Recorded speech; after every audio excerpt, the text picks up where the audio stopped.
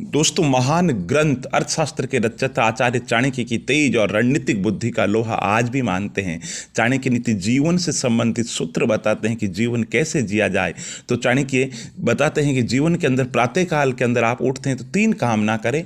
सबसे पहला कि सुबह उठते ही भूलकर भी कभी भी दर्पण ना देखें, और दूसरी बात दूसरों का चेहरा ना देखें, तीसरी बात जानवरों की लड़ाई या हिंसक दृश्य ऐसे ना देखें। तो आज के युग के अंदर भी ये बातें बहुत समीचीन है दोस्तों। हम उठते ही दर्पण देखते हैं, दूसरों का चेहरा देखते हैं, हम जानवरों की जो लड़ाई है, हिंसक वीडियो आज के युग में देख रहे हैं। तो सुबह उठते ही हमें सबसे पहले क्या करना चाहिए?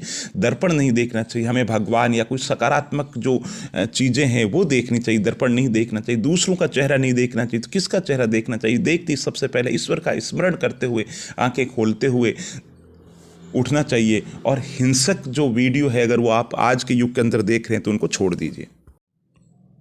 चाणक्य नीति कहती है कि इंसान 100 गुणों से भरपूर है, लेकिन उसके अंदर एक अवगुण है तो सफलता के लिए दर दर भटक जाएगा।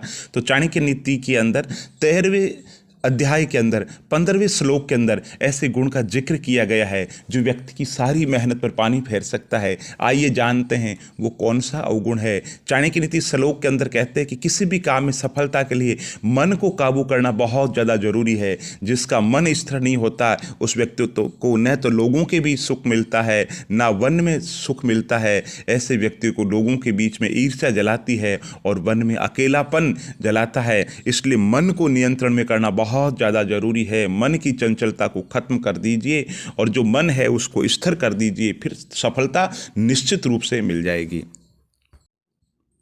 चाणक्य नीति कहती है कि इंसान का जब वक्त बुरा चल रहा है तो उसको विशेष ध्यान रखना चाहिए। चाणक्य नीति कहती है कि जीवन के अंदर आप बुरे दौर से गुजर रहे हैं तो उस समय अपने प्रयास जारी रखें, प्रयास को कभी भी छोड़े नहीं। वक्त हमेशा कभी बुरा नहीं होता है।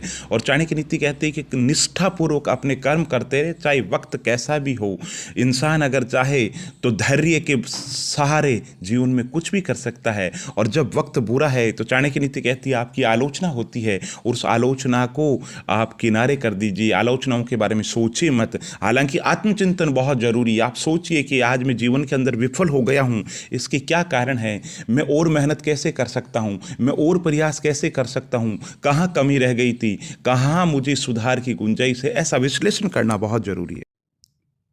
दोस्तों, घर चलाने में घर का जो मुखिया है उसकी बहुत ही महत्वपूर्ण भूमिका है। और चाणक्य नीति कहती है कि घर का जो मुखिया है वो कैसा होना चाहिए। चाणक्य ने कुछ गुण बताए हैं और कहते हैं कि अगर घर का मुखिया समझदार हो तो घर के अंदर खुशहाली आ सकती है और परिवार तरक्की कर सकता है। तो चाणक्य नीति कहती है घर का जो मुखिया है उसको पैसों की बचत करनी चाहिए। ये उसकी जिम्मेदारी है कि पैसों की बचत करे ताकि भविष्य में जरूरत पड़ने पर किसी के आगे हाथ फैलाने की आवश्यकता ना पड़े और संकट का सामना आसानी से कर सके। और चाणक्य नीति कहती है घर का जो मुखिया है उसको अपने फैसलों पर अडिग रहना चाहिए, बार बार फैसले बदलने नहीं चाहिए। और चाणक्य नीति कहती है घर का जो मुखिया है, घर के अंदर विवाद कलह होती रहती है, छोटी छोटी बातों पर उसको ध्यान नहीं देना चाहिए। और इसके साथ ही चाणक्य नीति कहती है मुखिया को जब निर्णय ले घर के बारे में तो जल्दबाजी में ना ले, सोच समझ करके निर्णय ले।